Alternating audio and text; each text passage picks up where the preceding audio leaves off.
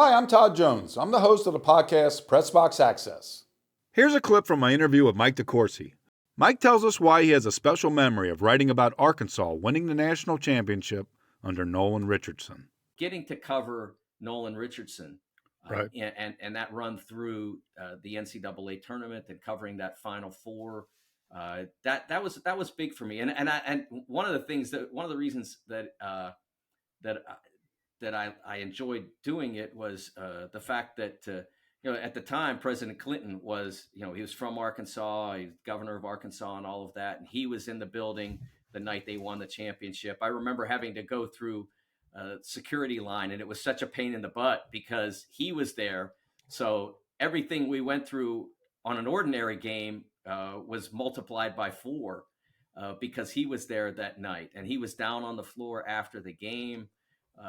So that was really big. I thought that getting a chance to see Nolan raise that trophy and having the president of the United States in the house, it's the only. I've been to other games with the president. Obama was at the Carrier Classic.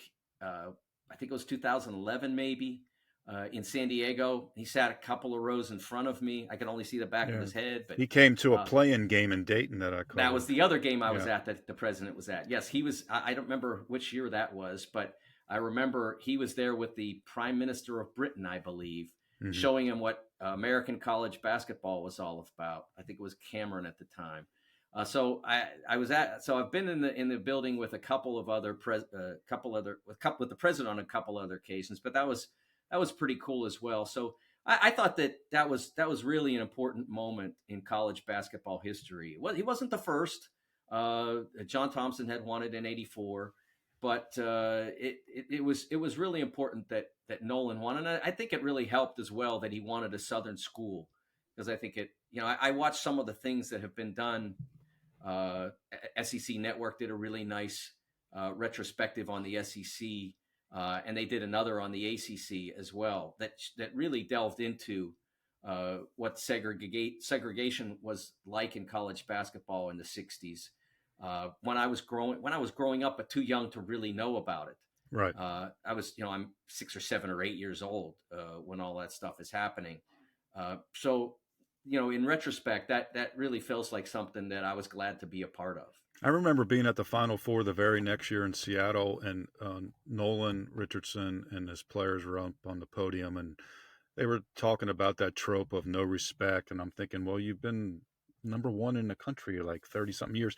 But because of the history that you brought up, I started to try to think about it differently and think that they're talking about something much more than just the poll.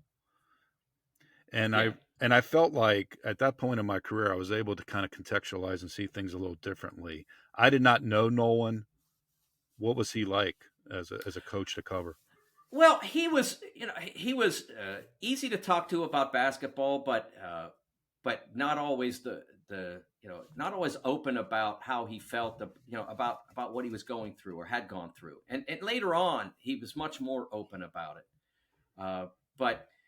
But he was someone that very much wore that that badge that you talked about.